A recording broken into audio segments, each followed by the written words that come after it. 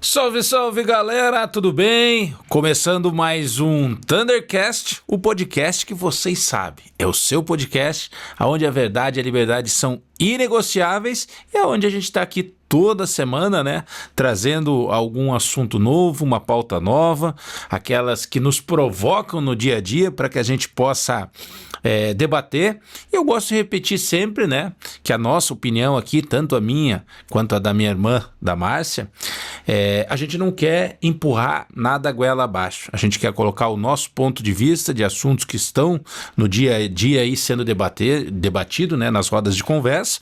E a gente quer colocar a nossa opinião justamente para dar mais uma opção, para enriquecer os debates aí, né, para que essas conversas possam continuar, seja naquela conversa de família, seja na conversa entre amigos, na conversa do futebol da semana aí, no churrasco entre amigos, nos grupos de WhatsApp, né? Cada dia um assunto novo para a gente debater e trazer aí assuntos polêmicos, assim como a gente já trouxe nos outros dias aí também, nos outros programas, né?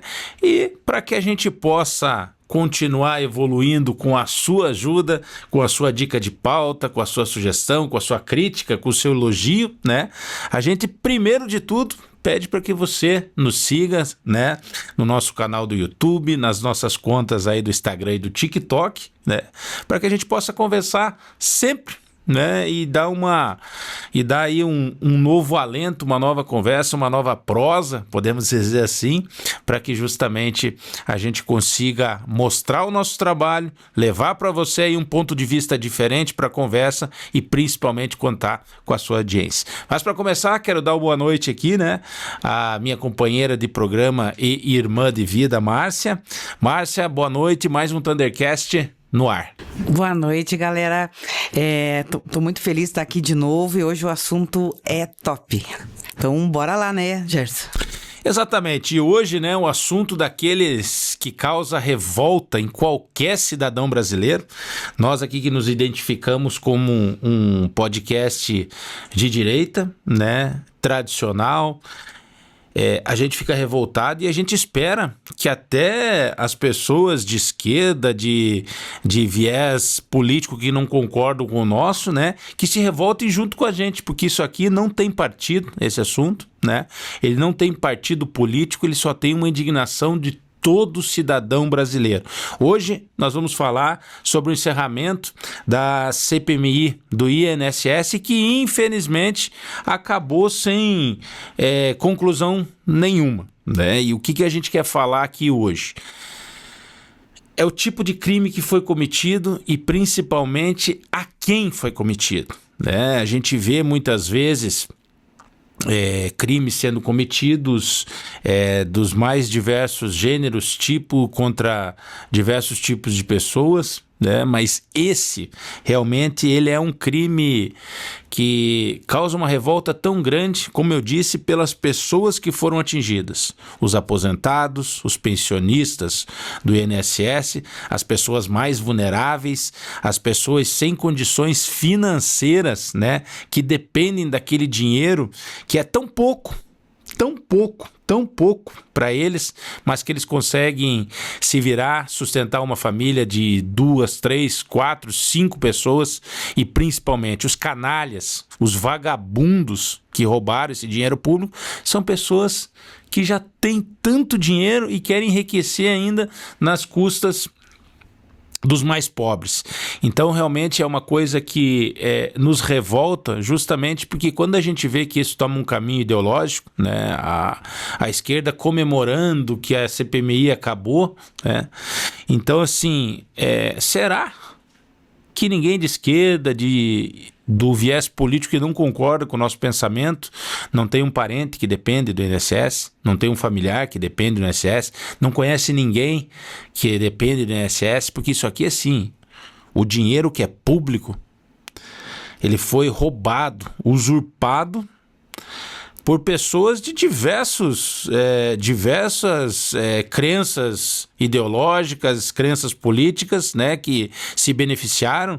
E eu sempre digo que o nosso programa aqui, apesar de ser um podcast de direita, a gente defende que, independente do partido político, ladrão, criminoso, corrupto, os vagabundos têm que ir presos, independente do partido político. Pode ser de direita, pode ser de esquerda, pode ser de centro, pode ser da esquerda radical, pode ser da direita radical. Bandido é bandido e não tem partido, tem que ir preso, tem que estar na cadeia e tem que apodrecer.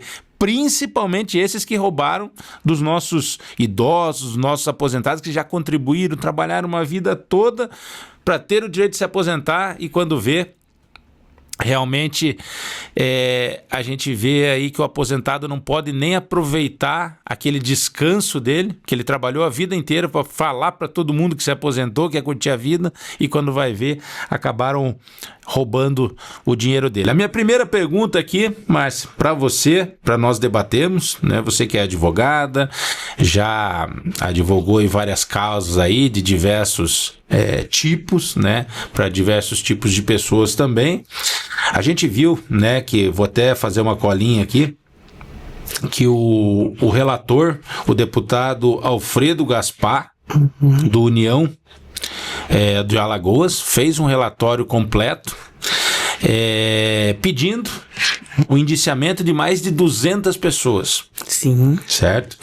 E entre elas, né, muitas aí que foram blindadas, o que é uma vergonha blindar qualquer pessoa que tenha um resquício de envolvimento num roubo repugnante desse.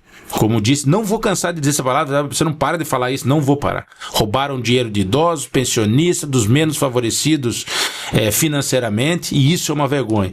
Então o relatório do relator Alfredo Gaspar, o deputado, pediu indiciamento de mais de 200 pessoas. Infelizmente, o relatório ele foi rejeitado, né, por 19 votos a 12.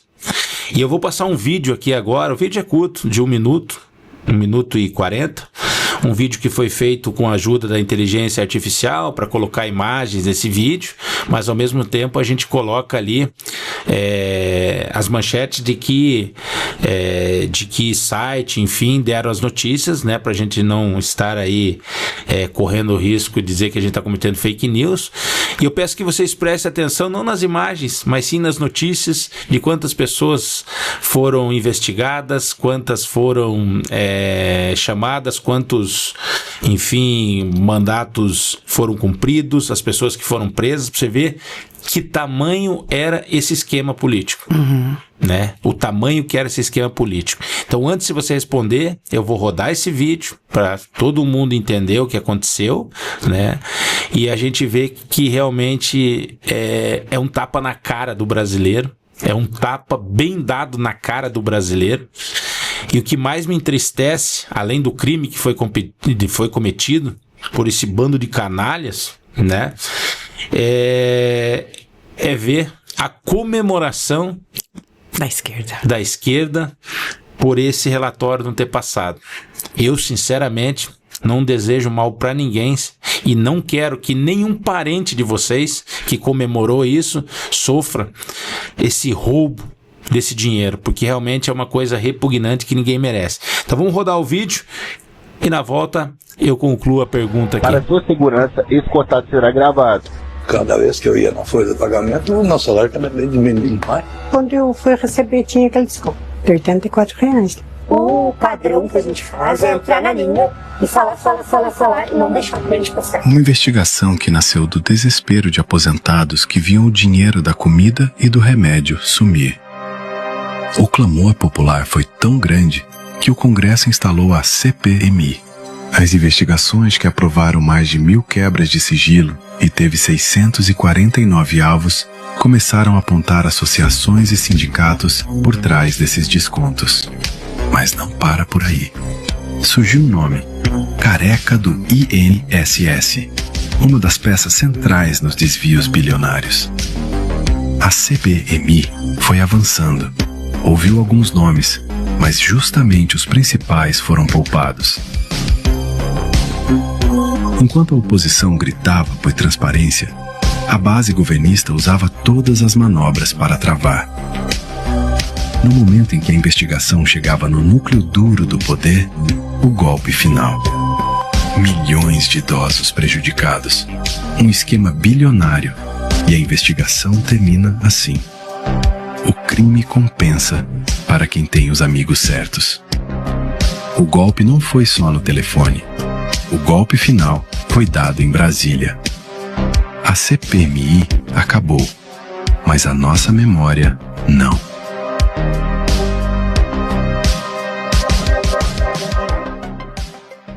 Então, doutora, tá aí o vídeo, né? É repugnante a gente pensar. E aqui, eu poderia dizer, foi incompetência da CPMI, foi falha, houve falha de quem conduziu, houve um trabalho astuto da esquerda para que esse parecer fosse rejeitado. Não sei o que de fato aconteceu, mas a minha opinião é que de forma alguma houve incompetência por parte da CPMI. O senador Carlos Viana fez um trabalho exemplar, assim como o relator, né? O Alfredo Gaspar. Ambos fizeram trabalho, ouviram quem precisava ser ouvido, dentro das suas limitações, queriam trazer mais gente, mas muitas pessoas foram blindadas, e dois dos principais envolvidos nesse esquema, né, o senhor José Ferreira da Silva, vulgo Frei Chico, irmão do presidente Lula, e o outro que ganhou um mensalinho, aí, um mensalãozinho, podemos dizer assim, é o Fábio Luiz Lula da Silva, vulgo Lulinha, o filho do Lula. Esses foram blindados, né? Até a gente mostrou ele nesse vídeo aí comemorando. A pergunta que fica pro cidadão brasileiro agora é a seguinte: rejeitado esse parecer num trabalho astuto da esquerda, lamentável, como eu disse, porque para mim quem defende esse tipo de crime é vagabundo igual, né? O que vai acontecer agora com esse parecer rejeitado? Param-se as investigações, não há mais indiciamento de todas essas pessoas que foram sugeridos, né, pelo relator Alfredo Gaspar. Os que foram presos, os que estão presos hoje, serão soltos. O que acontece a partir de agora? Então, vamos começar do começo, né? A CPMI, ela foi... ela tem um prazo. Na verdade, toda a CPMI tem um prazo para começar e para terminar. O que o pessoal, né, a comissão não esperava é que tanta gente estaria envolvido, né? Ela começou lá, que eu já falei numa outra oportunidade, foi um advogado, né, o Eli Cohen, que recebeu 2 pessoas no escritório dele, né? Eu acho, deixa eu só dar uma colinha aqui. Era Maria Aparecida Vieira, que era uma pessoa simples, uma pessoa que não tinha empresa, nada, uma pessoa simples, era uma laranja que estava recebendo 2.500 para deixar usar o nome dela na empresa. Claro que ela devia saber que isso não era uma coisa correta, porque ela não tinha empresa, mas ela estava precisando do dinheiro, mas ela também não imaginava que era da dimensão que era a coisa, né? Aí, um outro que era um cadeirante, um ex-policial, eu acho que o nome dele é Luiz Carlos dos Santos, também abriram essas 2 empresas, e quando começou a ouvir as intimações lá de pessoa reclamando, porque as pessoas que não autorizaram o desconto foram na Defensoria Pública da União, quem não podia pagar advogado, isso daqui tá descontando, e gerou processo. Essas pessoas, os donos dessas associações, foram intimadas. Aí eles ficaram desesperados e procuraram o Eli Cohen, que viu que tinha alguma coisa errada. Foi lá, deu um parol, fez uma denúncia, fez uma queixa administrativa no INSS. E o que acontece?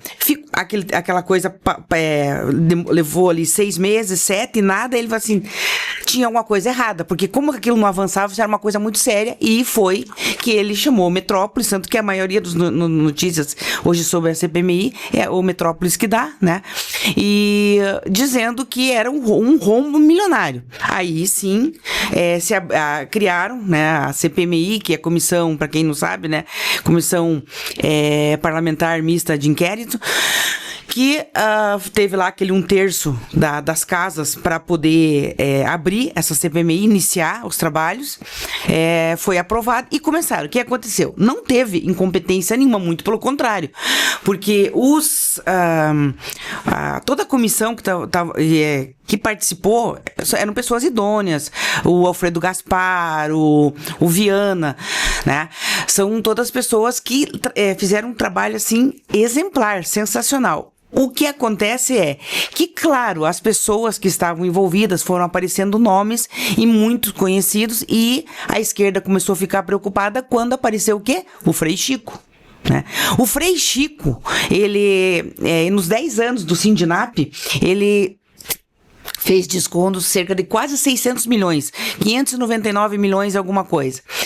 E olha a coisa perigosa. 56% disso, que é 300 e blá, blá, blá, alguma coisa assim, foi entre 2023 e 2025 no governo Lula. Né? E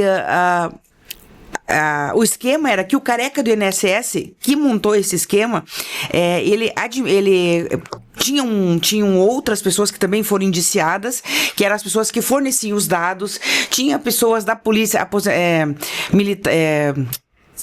policiais da Polícia Federal aposentados que faziam a segurança, estão indiciados, né, nessas 200 pessoas que foram indiciadas, que faziam a proteção, né, para transportar o dinheiro, para fazer a segurança dessas pessoas.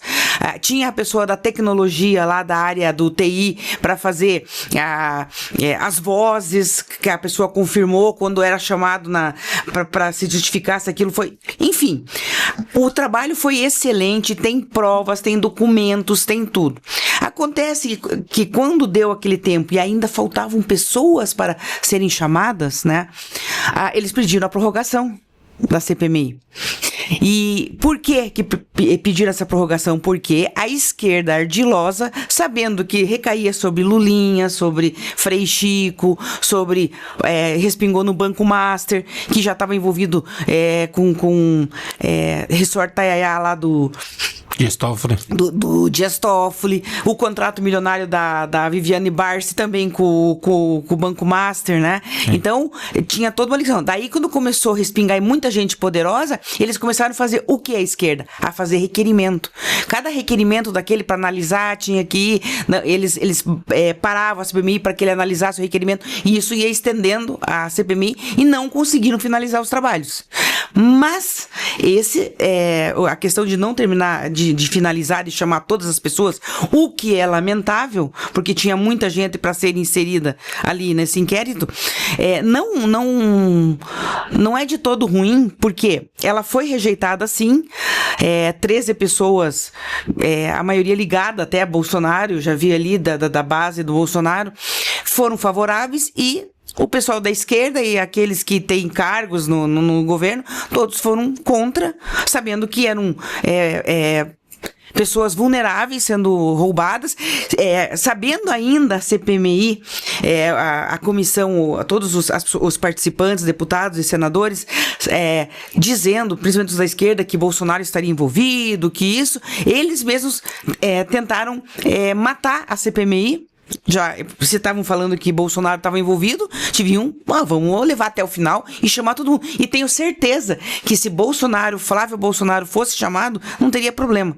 Porque o irmão do Lula, no período que desde que Lula assumiu, ele visitou cerca de 7 ou 8 vezes o Palácio, em reuniões lá que estavam fora da agenda do Lula, e, coincidentemente, 56% dos descontos foram nesse período em que era o governo do Bolsonaro. Então, isso aí não pode... E para mim, eu não quero acreditar, né, que tenha tanta gente que está assistindo, inocente, que seja de esquerda também, achar que Lulinha recebendo mensalão, Frei Chico, sendo irmão do Lula, eles ainda querer acreditar que Bolsonaro está envolvido em alguma coisa. E se estava envolvido, deviam pedir para que ela continuasse, certo? E o que acontece? Ela foi rejeitada por 13 a 19, certo? E o relator vai encaminhar, mesmo assim, para o Ministério Público, que esse é o meu medo agora, né? Porque quando ela não é rejeitada, eles podem conduzir mais investigações paralelas, mas ela foi rejeitada, encerra ali os trabalhos. Mas ele pode ser encaminhado, e o que acontece? É o que ele vai fazer, mandar para o Ministério Público, disse o relator, que vai encaminhar para o Ministério Público, para o TCU, para o STF, para a PGR. Tô rindo porque é triste, mas quando ele fala que vai mandar para o STF e para a PGR, né, sendo que o próprio STF blindou, né, vetou a prorrogação da CPMI, né? Depois a gente já dá pra frente, vai discutir do voto deles pra ver que absurdo que é o voto deles. E assim, parou ali, faltou um monte de gente ser indiciada, aí... não satisfeito, a esquerda, não sei se você viu aquele bafafá que deu lá a hora que eles começaram a discutir no final, porque a esquerda apresentou um relatório paralelo, né? Dizendo que, só que naquele paralelo eles queriam chamar Bolsonaro, Flávio, mais um monte de gente para chamar e queriam que aceitasse. Agora, eles não querem, eles rejeitaram o que foi conduzido com todas as oitivas, depoimentos, e querem que engula a goela abaixo um que foi feito paralelamente para que fosse chamado as pessoas que eles queriam. Foi como a CPMI do 8 de janeiro. Do 8 de janeiro foi conduzida pela maior parte da base governista. O que aconteceu? Câmeras sumiram, Dias não foi chamado, e foi condenado gente que não tinha que não devia estar condenada, foi condenada, e na CPMI, se acontecesse deles acatarem que não está fora do perigo ainda, porque de repente eles recorrem para o STF para aquele relatório paralelo seja acatado também, né? E tudo isso pode acontecer. Mas a gente espera, é isso que eu espero, que o Ministério Público Federal, porque sinceramente eu vou falar, que eu tô falando por mim, não por você, Gerson. Eu não acredito que a PGR e o STF vão fazer alguma coisa, né? A polícia pode continuar com as investigações, porque o relatório tem 4.000 e poucas páginas, né?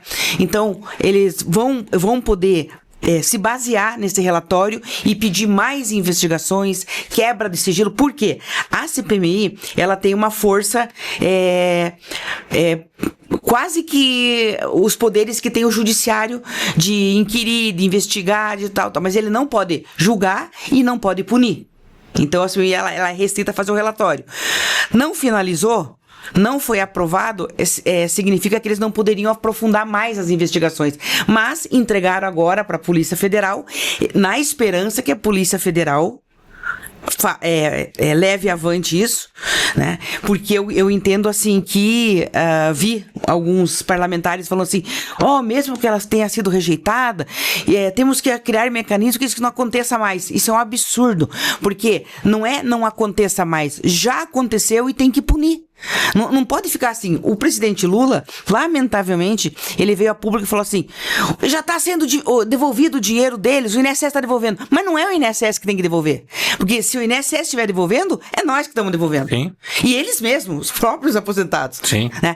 Porque é dinheiro de imposto. Né?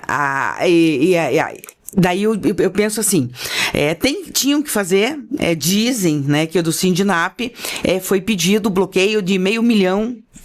Não me aprofundei nisso ainda, se isso de fato ocorreu, se foi deferido ou não. Mas tinha que, na hora que aconteceu aquilo, já lá em 2025, quando começou, teria que ser bloqueado todas as contas de todas essas associações. Sim, e tem o seguinte, né? Até o próprio ministro André Mendonça, que faz um trabalho brilhante à frente da STF, para não dizer que a gente só critica o STF lá, né? Aqui. Ele, o Fux também, que é muito técnico, né, que merece o nosso respeito também. O André Mendonça, ele pediu a prorrogação justamente da CPMI, porque eu acho assim, quando está investigando e está aparecendo o nome, por que não prorrogar? Sim. Por que não ouvir? E outra coisa, queriam convocar o Bolsonaro, o filho dele, convoca. Você acha que eles não iam? Iam com o maior prazer, como já foram muitas vezes na Câmara dos Deputados, Bolsonaro quando era presidente e tal. Eu acho que tem que convocar todo mundo, como a gente diz. É que, por que não chama o Bolsonaro? Não tem problema, não vamos defender aqui. Entende? Não vamos defender. Porque vai que ele tá devendo. Se tiver devendo, tem que pagar também. Tem que pagar também. Só que o que acontece? Você não pode misturar as coisas. Quando você vê que você tá perdendo o jogo, vamos pôr alguém deles no meio pra confundir. Então, realmente, é algo absurdo quando a gente diz isso. O próprio STF, né? O STF fica magoadinho sempre, né? Quando a Câmara dos Deputados não obedece alguma ordem ou o Senado não obedece alguma ordem, mas agora é engraçado, né?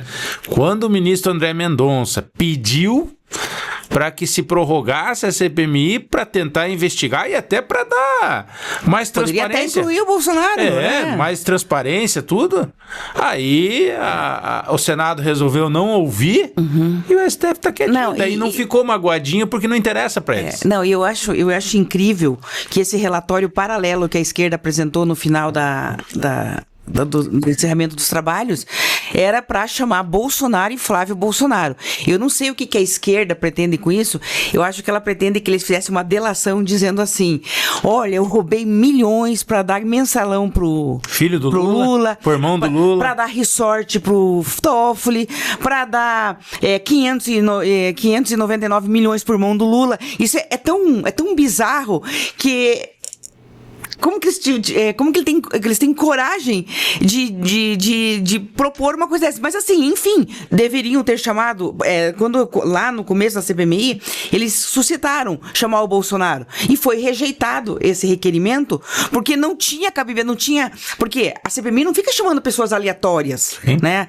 Ela segue um caminho. Ela segue um caminho que o Eli Cohen lá, aquele advogado, ele trouxe um PowerPoint enorme que tinha as cabecinhas, o careca do INSS, daí lá papapá, a Tereza não sei o quê, não tinha caminho do Bolsonaro e impossibilidade nenhuma, porque daí a esquerda bate naquela tecla, mas teve, no governo dele, teve descontos, ele não fez nada, ele criou uma lei que era para criar mecanismos de investigação.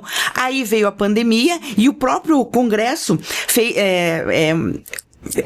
modificou a lei no sentido de que tivessem flexibilizações, porque a pessoa ia estar mais apurada, mais isso, mais aquilo, né? Então, não precisava, porque a lei dizia que teria que ter, a pessoa teria que mostrar documentos dela e documentos que ela queria, aquele empréstimo, aquele desconto, e daí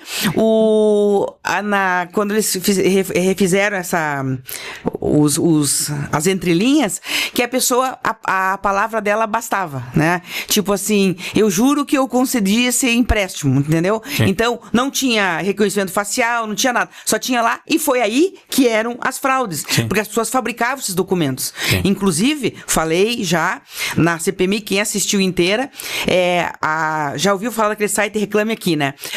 Uma dessas pessoas que gerenciava, não era a dona do site, é uma pessoa que trabalhava para o Reclame Aqui na organização. Ela foi contratada pelo careca do INSS para que ela convencesse aquelas pessoas, quando ligasse no saque do INSS, das associações, do INSS não, das associações, para que dissesse, não, você é obrigado a pagar, inventava a legislação. Então, isso ali tá tudo nos depoimentos que fizeram. A própria defensora pública, eles questionaram ela assim: doutora, mas quando a senhora recebeu vários pedidos de ações, que o defensor público da União é aquela pessoa que não pode pagar um advogado, vai na defensoria pública, tem a do Estado e tem a da União. Então, como era do INSS, relacionado ao governo, tinha que ir na Defensoria Pública da União. Então, várias ações entrando, a senhora não foi lá, foi perguntar na CPMI, a senhora não foi lá e não levantou essa bola, tem muita reclamação, não era, a gente só tinha que fazer a defesa, não sei o quê. Dela, a senhora estava prevaricando. Não, eu não estava prevaricando. Claro que estava prevaricando. É muita reclamação, tinha que estranhar, meu Deus, é muito desconto. Vamos mandar um ofício para o INSS ver o que está acontecendo. Sim. Não tomaram nenhuma providência. Então, ela prevaricou, sim. E outra coisa, eu digo, quando citaram o nome do ex-presidente Bolsonaro, tudo, né? Foi comprovado. A primeira medida era a contribuição sindical que não era mais obrigatória. Sim. No governo. Que o PT conseguiu restabelecer. Exatamente. Então fizeram era um tipo de mecanismo que ajudava. Pode contribuir quem quer. Não é obrigatório, Sim. o que eu sempre defendi. Sim, também Eu acho que a pessoa... Eu falo assim, eu não sou contra o sindicato, mas não pode ter obrigatoriedade de ter a cobrança. Eu sou contra qualquer coisa obrigatória. Tem que cobrar, pode cobrar quem quer pagar para aquele serviço, né? Então o que acontece? Na época do governo passado, justamente instituiu a não obrigatoriedade do pagamento, que já ajudou muito, né? Porque se as pessoas não queriam contribuir, e a gente viu que as pessoas são contra a contribuição obrigatória, porque quando se permitiu a desfiliação dos sindicatos, fila em todos os lugares. Então você vê que as pessoas pagam isso de forma obrigatória. E assim, tem sindicato bom? Tem, claro que tem, que presta serviço bom. Então tudo que é não obrigatório, que a pessoa queira ser associado ao sindicato, que oferece serviços muitas vezes de advogado, dentista, médicos, plano de saúde, a questão social ali, clube de campo e tal, legal, bacana para quem quer participar, né? Mas não de forma obrigatória. Então, é bem isso que aconteceu. Estão dizendo que o Bolsonaro estava envolvido e tal, e é bem isso, os dois principais envolvidos, ele ia estar envolvido para dar dinheiro por mão do Lula e pro filho do Lula. Então são realmente coisas muito absurdas. Eu quero fazer a questão seguinte, até de ler aqui como votou cada deputado, né, para que as pessoas possam conhecer, porque esse é um ano eleitoral, né? Então aquelas pessoas que... Tem que lembrar bem disso. A pessoa que tem uma mãe... Porque eu, sinceramente, na minha família não tem ninguém aposentado. Eu nem precisaria estar aqui falando isso. Exatamente. Né? Porque pra mim não ia afetar em nada. Mas assim, eu tenho tios, tenho vizinhos que são aposentados, e para eles R$33 é dinheiro de pacote de leite, de café, Sim. né? Entendeu? Não. Então, ó, aqui os 12 votos a favor, né, pra gente ler aqui. O senador Magno Malta, do PL do Espírito Santo, o Márcio Bittar, do PL do Acre, senador também, o senador Isalci Lucas, do PL do Distrito Federal, o senador Eduardo Girão, do Novo do Ceará, o senador Rogério Marinho, do PL do Rio Grande do Norte, a senadora Damares Alves, do Republicanos do Distrito Federal, a coronel Fernanda, deputada federal pelo PL do Mato Grosso, o deputado federal coronel Crisóstomo, do PL de Roraima, né? O deputado federal Marcelo Van Hatten, do Novo de Porto Alegre, o deputado federal Alfredo Gaspar, que era o relator da CPMI, do União do Alagoas, né? A deputada federal Bia Kicis, do PL do Distrito Federal, e também aí a deputada federal Adriana Ventura, do Novo de São Paulo. E os contra, né? Aqueles que apoiam a roubalheira, aqueles que apoiam lesar idoso, pensionista, roubar o dinheiro de quem precisa, são esses 19 votos aqui. A sempre ela, senadora Soraya Tronic, do Podemos, que desceu o cacete no Lula, né? Mas que de repente começou a gostar, não sei porquê, né? A Soraya Tronic, do Podemos, do Mato Grosso do Sul, o senador Dolph Rodrigues, do Rede, né? Do Amapá, o senador Jacques Wagner, do PT da Bahia, a senadora Elisiane Gama, do PSD, do Maranhão. A Elisiane Gama, aquela que era a relatora da CPMI do 8 de janeiro. Exatamente. Que ela atrapalhou que pôde, né? Daí o Drácula, sabe quem que é o Drácula? O Drácula? O Humberto Costa. É verdade. Do PT de Pernambuco, né? A senadora aí, a senadora Jussara Lima, do PSD do Piauí, o senador Rogério Carvalho, do PT de Sergipe, a senadora Augusta Brito, do PT do Ceará, a senadora Tereza Leitão, do PT de Pernambuco, a deputada federal Meire Serafim, do União Brasil do Acre, o deputado federal Átila Lira, do PP do Piauí, o deputado federal Orlando Silva, do PCdoB de São Paulo, o deputado federal Rogério Correia, do PT de Minas Gerais, o deputado federal Ricardo Aires, do Republicano do Tocantins, o deputado federal Alencar Santana, do PT de São Paulo, o deputado, o que dá risadinha, que comemorou muito o encerramento da CPMI, nesse vídeo que nós mostramos, inclusive, o Paulo Pimenta, do PT do Rio Grande do Sul, né? O outro que comemorou muito também, gravou vídeo, o Lindenberg Farias, do PT do Rio de Janeiro. Então, e muito me admira o Lindenberg Faria, que está sustentado por o mandato dele está sustentado por uma liminar desde que ele entrou. Não sei como que uma liminar pode durar tanto tempo, que já vai dar 4 anos, né? Sim. E por quê? Porque ele foi mal educado com o Alfredo Gaspar. O Alfredo Gaspar falou: você roubou o dinheiro da prefeitura e foi condenado por improbidade administrativa. Ele é um condenado que está com uma liminar que não podia estar nem aí nessa CPMI. O Lindenberg Farias, então, deputado federal pelo PT do Rio de Janeiro. E fechando a lista aqui dos que apoiam o roubo dos aposentados, né? O deputado federal Neto Carleto, do Avante da Bahia, e o Dorinaldo Malafaia, do PDT do Amapá. Então, esses 19 aí, vou repetir aqui: Soraya Tronic, senadora; Randolfo Rodrigues, senador; Jacques Wagner, senador; Elisiane Gama, senadora; Humberto Costa, senador; Jussara Lima, senadora; o Rogério Carvalho, senador; a Augusta Brito, senadora; Tereza Leitão, senadora; a deputada federal Meire Serafim, e o deputado federal Átila Lira; o deputado federal Orlando Silva; o deputado federal Rogério Correia; o deputado federal Ricardo Aires; o deputado Alencar Santana; o deputado federal Paulo Pimenta; o deputado federal Lindenberg Farias; o deputado Neto Carleto e o deputado federal Dorinaldo Malafaia. Esses são os 19 que votaram a favor do roubo dos aposentados, do roubo dos pensionistas, do roubo aos mais vulneráveis. Então, era uma foiçada. Exatamente. Na então, CPMI.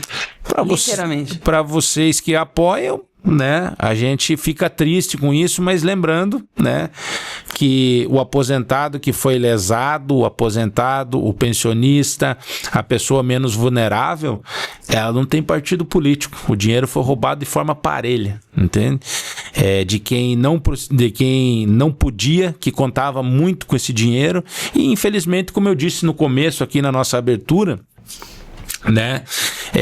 A gente fica triste porque essas pessoas precisam muito, e principalmente os que roubaram, os que foram favorecidos por esse esquema absurdo, são pessoas ricas, milionárias e até bilionárias. Esse foi um esquema que esconderam o dinheiro já. Que ninguém vai ver esse dinheiro. Com certeza.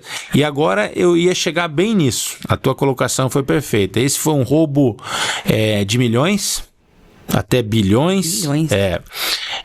De pessoas que realmente precisavam muito de dinheiro, daquelas mais vulneráveis, que qualquer realzinho que saia da conta dói muito. Provavelmente não vão ver a cor do dinheiro. Se forem ver a cor do dinheiro, como o Lula diz que estão devolvendo, é um dinheiro reserva já do INSS, dinheiro que as pessoas contribuem, que pagam, né? Não o dinheiro que aqueles que já está na conta de alguém vão devolver, né? Com certeza, esse é um outro dinheiro. Ou seja, se a gente for contar na prática, é um roubo dobrado, certo? Porque ele saiu já do INSS para o bolso dessas pessoas, e agora ele vai sair de novo, mas não para o bolso dos bandidos, para o bolso de quem foi roubado. E aí tá correto, porque realmente essas pessoas não podem ser lesadas, contribuíram uma vida inteira, trabalharam uma vida inteira, então esse dinheiro não pode jamais sair do bolso deles. Se saiu, tem que voltar. Inclusive, eu espero que volte com uma... não pode se cobrar juro, alguma coisa desse tipo, mas todo esse tempo que ficou fora, né? Essas pessoas perderam, deixaram de comer, de se alimentar, de fazer muitas coisas.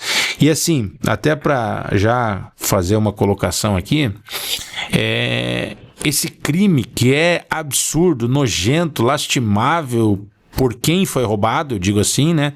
Por quem foi lesado, ele abre uma prerrogativa perigosíssimo, uma jurisprudência perigosíssima, porque todo crime que foi cometido hoje, se ele for engavetado, como o parecer foi rejeitado, se ele acabar em pizza, como a maioria das coisas acaba, e é triste, porque foi um grande trabalho feito pela comissão, né?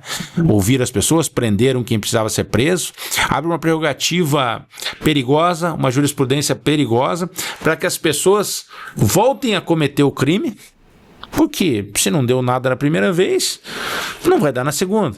Vão dizer, mas o pessoal fez a mesma coisa lá e agora, né, dá para fazer. E principalmente, os criminosos que ainda estão lá dentro fazendo isso, eles já sabem por que caminho a CPI trabalhou. Então eles vão poder estar lá dentro para limpar os rastros. Eles podem fazer um crime, entre aspas, perfeito. Porque eles não vão cometer os mesmos erros para serem pegos novamente. Então a pessoa estando lá dentro, com essa jurisprudência, pode ser que não dê nada essa CPMI, é muito perigoso, porque nós vamos deixar que as pessoas que estão lá dentro continuem cometendo esse crime, e não podemos generalizar que todo funcionário é criminoso, mas os que cometeram o crime, os que foram investigados, os que foram aí enfim, foi dada a sugestão de serem indiciados, né?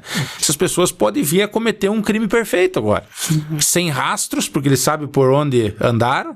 Então, acho que é prerrogativa deixado por esse parecer, que eu espero que seja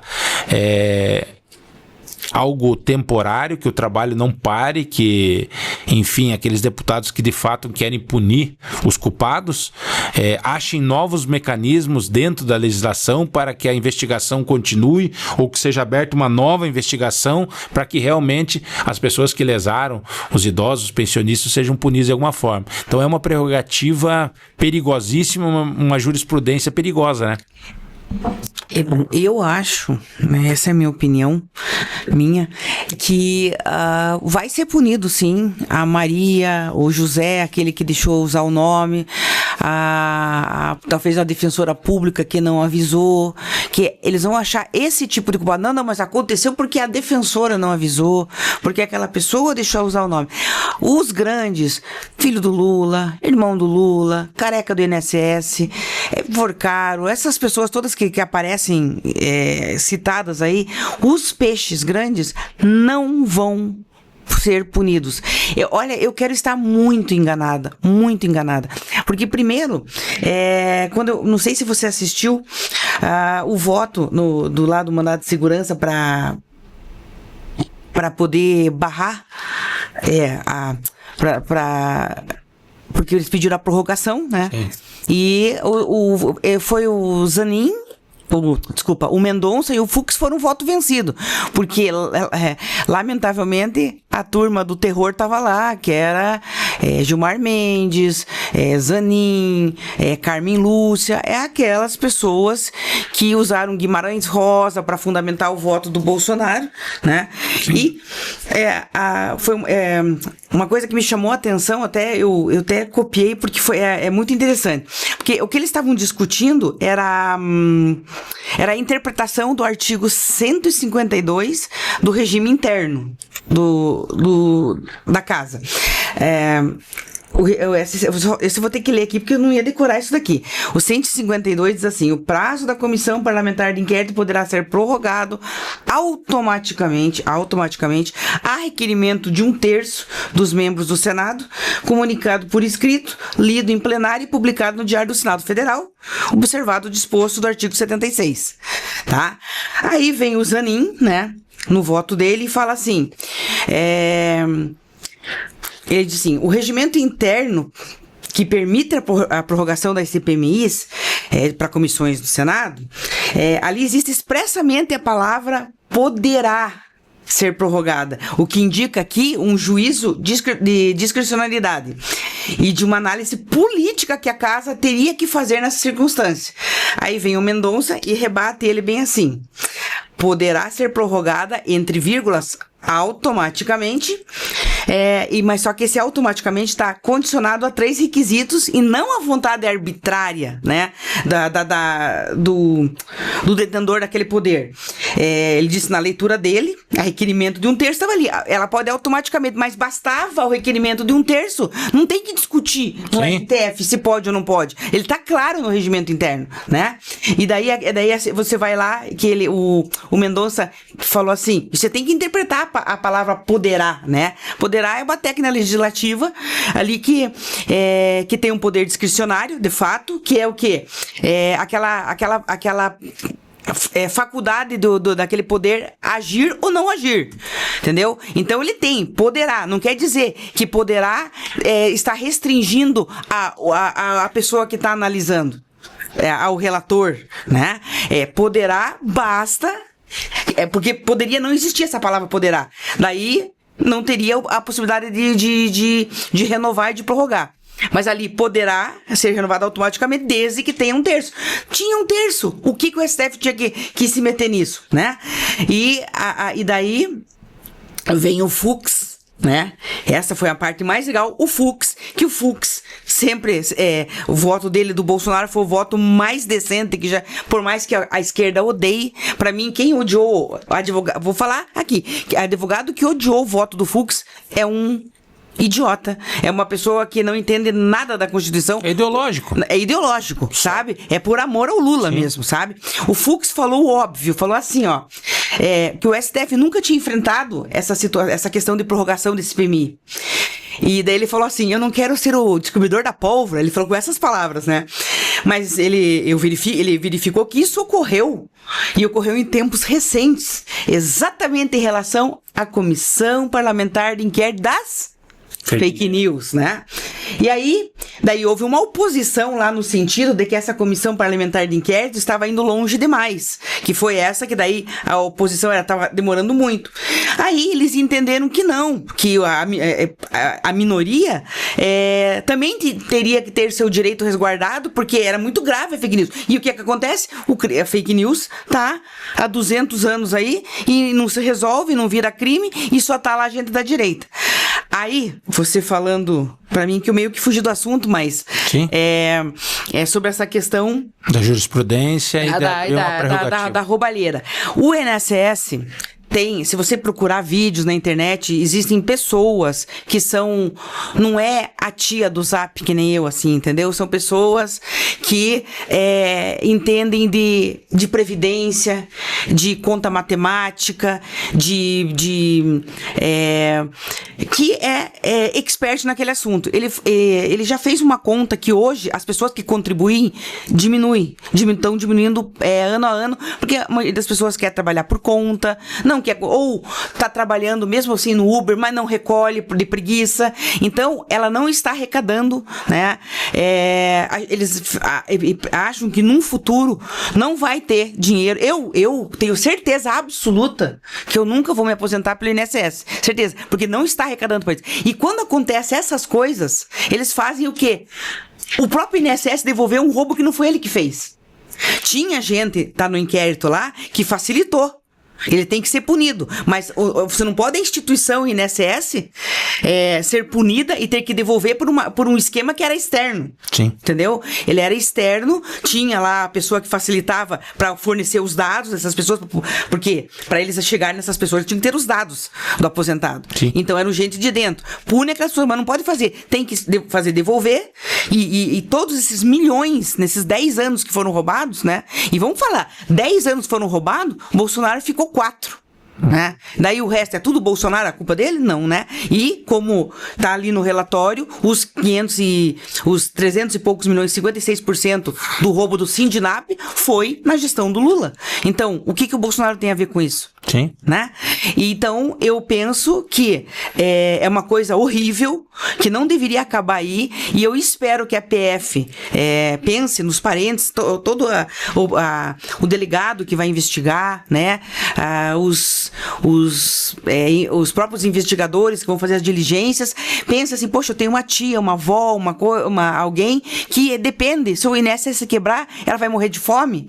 Nós temos que punir essas pessoas, nós temos que fazer eles devolver esse dinheiro, não é? né? Só que isso devia ter feito já quando pediram liminarmente lá que quem o STF não deu, essas pessoas esconderam todo esse dinheiro. Dificilmente nós vamos rever isso daí. Mas o governo se comprometeu a devolver. E vai devolver via INSS. E na verdade, assim, nós aqui do Thundercats, né, a gente realmente defende um Estado, podemos dizer assim, mais transparente e com mais responsabilidade. Um Estado, e quando a gente fala Estado, é o poder público como um todo, né, justamente menor a cada vez, porque o que acontece? Um Estado grande e inchado, sem o devido poder, ele vira um terreno fértil para coisas erradas, para corrupção, né? E quando se tem uma devida transparência de tudo e a devida responsabilidade desse Estado, a gente consegue fortalecer o país como uma democracia. Porque o que acontece? Quando a gente não tem o controle do tamanho do Estado, porque veja, como é que o próprio Estado, o governo atual, se mobiliza tanto para blindar pessoas, né, que comprovadamente cometeram um crime, tá? Comprovadamente, porque você não pede o indiciamento de uma pessoa numa CPMI sem provas robustas e concretas. E assim, quando o governo federal ele faz esse movimento político de blindagem para que não se investigue ou para que não se chegue até o fim o trabalho de uma CPMI como essa tão importante, eu não consigo entender o motivo, ou melhor, eu consigo entender, né, mas por que essa blindagem para quebrar um órgão que é do próprio governo federal? Entende? A CPMI, por exemplo, eles não estão nem aí, eles querem beneficiar realmente os companheiros. Então veja, quando a gente chega aqui e começa a falar, vão dizer, vai começar lá o podcast, né, que é de direita, vão descer o cacete na esquerda, mas com argumentos. E a gente vai bater, quando precisar bater na direita, a gente vai bater também. Alguns momentos que a gente faz. Se você olhar Cuba e Venezuela, foi o que aconteceu. O Estado, eu vou dar tudo, né? Vou dar tudo para vocês. Tudo o Estado que vai cuidar, só que daí o próprio Estado consome aquele dinheiro e daí ele dá o quê? Migalha. E nós estamos nesse caminho. Sim. Né? Você viu os índices de número de pessoas que tem Bolsa Família, né? Nós estamos indo por essa linha que o governo quer. O Correio, né?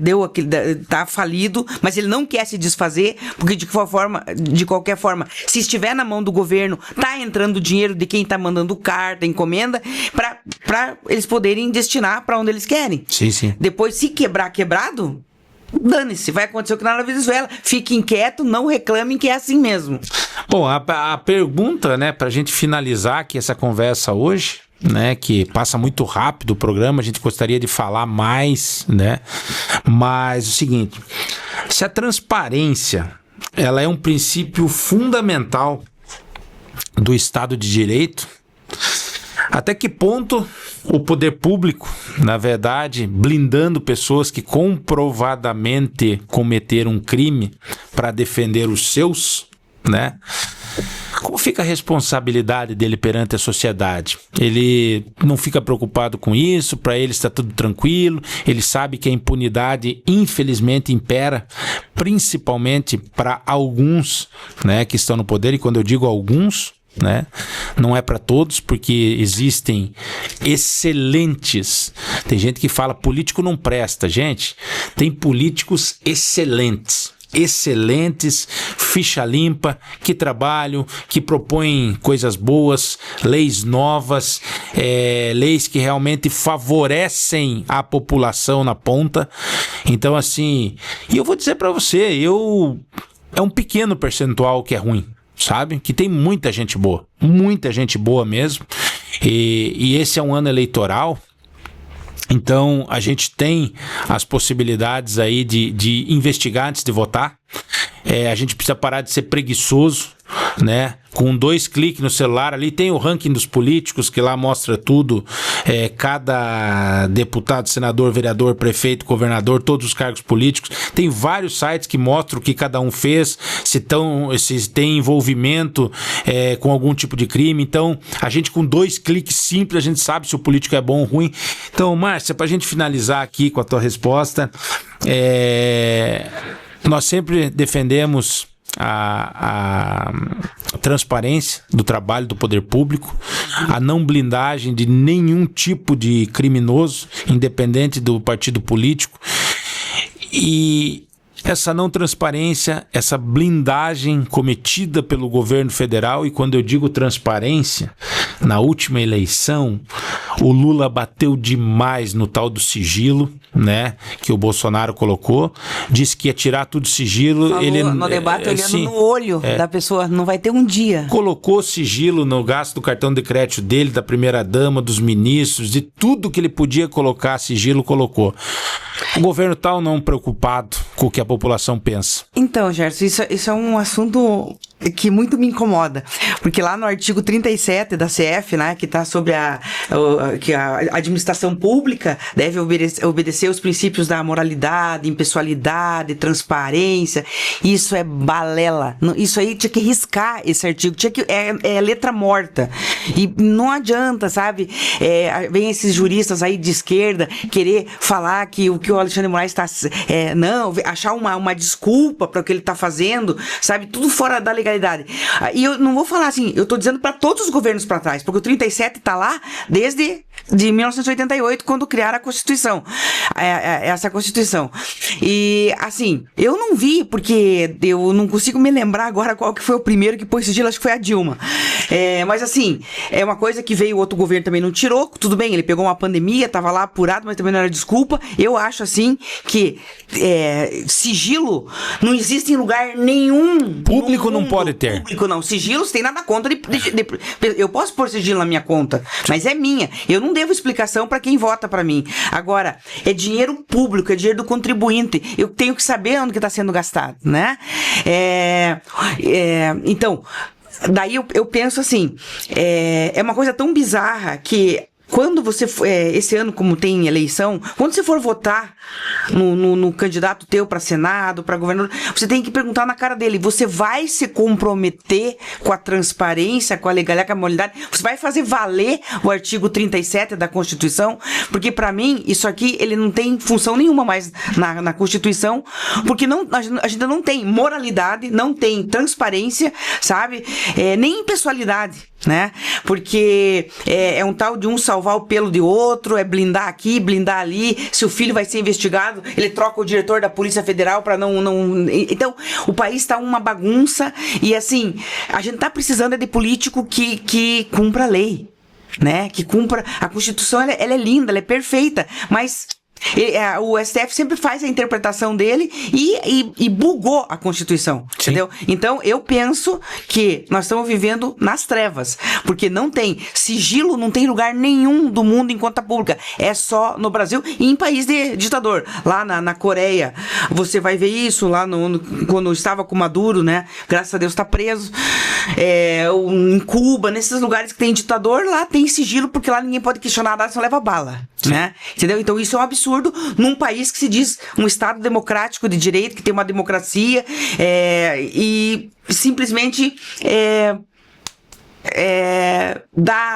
manda as favas esse artigo 37. Então eu penso que você tem que pensar muito em quem você vai votar na próxima eleição, porque é dinheiro seu que está sendo gasto com festa, com baile, com um colchão de não sei quantos R$1.000, com um sapato que custa R$10.000, hotel de luxo, né? Então pensa bem, você tá aí camelando, né, para pagar tua conta, o boletinho da escola da tua filha e pagando imposto, e cada vez esse governo criou mais, eu acho que 27 ou 37 impostos novos, né? Quem comprava, a pessoa pobre que compra pobre não, porque eu também compro na Shopee, na Shein, mas assim, eram roupas baratas que qualquer pessoa podia comprar, né? E o imposto agora é inviável praticamente para essa pessoa que precisa mesmo, entendeu? Então, já me estendi, mas é isso daí que eu queria falar. Não, é isso mesmo. Infelizmente, passou muito rápido novamente. Hoje falamos de um assunto bastante polêmico. Podia falar 2-3 horas aqui, mostrar o tamanho da nossa indignação. Mas antes do encerramento, quero agradecer aqui a Márcia, a doutora, a advogada. Trouxe a luz dos artigos aí, porque a gente gosta de falar e também mostrar os dados, né? Para não dizer que a gente está... falando coisas da nossa cabeça fantasiosa, como muitos podem dizer.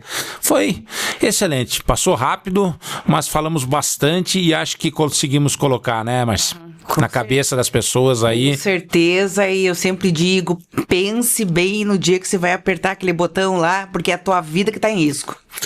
É isso aí, gente. Passou muito rápido. Hoje falamos desse assunto polêmico, repugnante da minha parte, como repugnante para mim, né? Principalmente para muitos dos brasileiros aí, sobre o roubo, sobre a quadrilha, né? Primeiro a quadrilha que roubou o INSS e depois aí a rejeição por parte da esquerda do parecer do deputado Alfredo Gaspar, né? Que pedia o indiciamento de mais de 200 pessoas aí. A gente até mostrou um vídeo no começo aqui. Então quero agradecer demais vocês que nos acompanharam aí mais esse episódio do nosso podcast aí e sempre pedindo, né? Para que vocês curtam, sigam nós, se inscrevam no nosso canal no YouTube, sigam-nos aí no Instagram, também no TikTok, né? Sempre tem notícia nova, vídeos que a gente grava lá de diversos temas. Vamos começar a ampliar agora esses vídeos aí, porque tem muito assunto e principalmente para ajudar o eleitor esse ano. Nós vamos abrir o olho de muita gente, porque é um ano importante. Nós vamos mostrar nomes de políticos que estão votando projetos contra a população, políticos como esses que mostramos hoje aqui, falamos os nomes deles que são a favor do roubo do INSS, né? Como a gente já previa e avisava, né? Antes mesmo da eleição, que isso aconteceria, estava muito na cara, mas nós vamos continuar aí mostrando o nosso trabalho e esse ano que é ano eleitoral, gente, a gente vai abrir o olho de muita gente, vai mostrar aí como muitos dos políticos agem para ver se a gente cria uma luz na cabeça das pessoas para que possam começar a extirpar da política pessoas que não prestam, pessoas que defendem coisas erradas, pessoas que fazem movimentos para defender bandidos, e isso nós vamos ser contra sempre. Então, gente, agradeço de coração, mais uma vez pedindo, se inscreva no nosso canal no YouTube e acompanhe as nossas redes sociais, no Instagram, no TikTok, e até a próxima semana aí com um assunto novo, polêmico e com o nosso ponto de vista para tentar ajudar você no debate aí. Valeu, gente, um grande abraço aí, que Deus abençoe grandemente a todos, uma excelente semana aí.